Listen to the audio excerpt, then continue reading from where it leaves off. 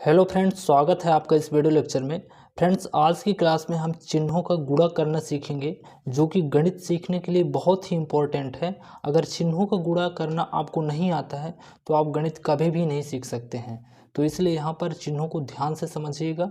और चलिए अब क्लास को स्टार्ट करते हैं। तो देखिए, सबसे पहले आपको बता दूँ कि अगर कोई संख्या प्लस में है और दूसरी संख्या भी प्लस में है और उनका गुणा करते हैं तो जो गुणनफल होगा वहाँ पे हमको प्लस में प्राप्त होगा।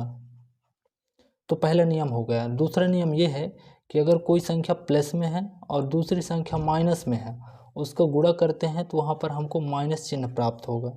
तीसरा नियम ये है कि अगर कोई संख्या माइनस में है और दूसरी संख्या प्लस में है, उनका गुणा करते हैं तो भी हमको यहाँ पर माइनस का चिन्ह प्राप्त होगा। और चौथा नियम यहाँ पर ये है कि अगर पहली संख्या माइनस में है, दूसरी संख्या भी माइनस में है और उनका आपस में गुणा करते हैं तो हमको वहाँ पर प्लस चिन्ह प्राप्त होगा। तो इस तरह से ये चार नियम हैं।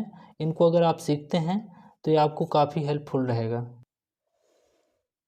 यहाँ पर टोटल 4 नियम थे, तो 4 नियम से 4 क्वेश्चन समझ लेते हैं ताकि आपका डाउट बिल्कुल भी न रहे।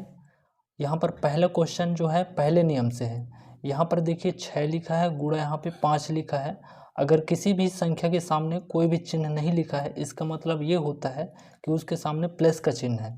तो यहाँ भी प्लस मानेंगे और यहाँ भी प्लस। तो देखिए 6 का गुणा 5 में करेंगे या 5 का गुणा 6 में करेंगे तो 5 6 का कितना हो जाएगा, 30 आ जाएगा। और यहाँ पे देखिए क्वेश्चन नंबर 2 जो कि दूसरे नियम से है, यहाँ पर 4 गुणा -2 है। और यहाँ पर कोष्टक इसलिए रखा गया है क्योंकि इसके सामने माइनस का चिन्ह है। दो चिन्ह यहाँ पे आ रहे हैं तो दोनों चिन्हों को एक साथ नहीं लिख सकते हैं, इसलिए यहाँ पर कोष्टक आपको मतलब कोष्टक लगाया गया है। अब देखिए 4 का गुणा 2 में करेंगे तो 4 दूना 8 आ जाएगा।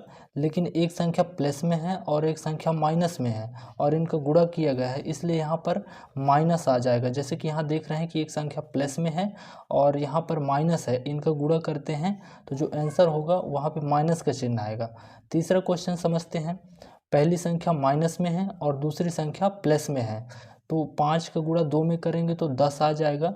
लेकिन नियम के अकॉर्डिंग यहाँ माइनस है और यहाँ प्लस, तो जो इसका आंसर होगा माइनस में आएगा, तो यहाँ पे इसलिए माइनस का चिन्ह हो जाएगा। और जो चौथा क्वेश्चन है वो उसमें -3 गुणे -5 है। तो आप यहाँ पर देख रहे हैं कि दोनों संख्याएं जो है माइनस में हैं और यहाँ माइनस गुणा माइनस करने पर प्लस हो जाता है, इसलिए यहाँ पर जो है हमको 5 का गुणा 3 में कर देंगे तो 5 3 15 आ जाएगा। और चूँकि यहाँ पे पहली संख्या भी माइनस में है, दूसरी संख्या भी माइनस में है, इसलिए यहाँ पर प्लस हो जाएगा और 15 के सामने हमें प्लस लिखने की ज़रूरत नहीं है। तो आपने देखा पक्षांतर के नियम चिन्हों का गुणा किस तरह से होता है और इनमें से संबंधित क्वेश्चन भी लगा चुके हैं, तो आपको निश्चित रूप से समझ में आ गया होगा।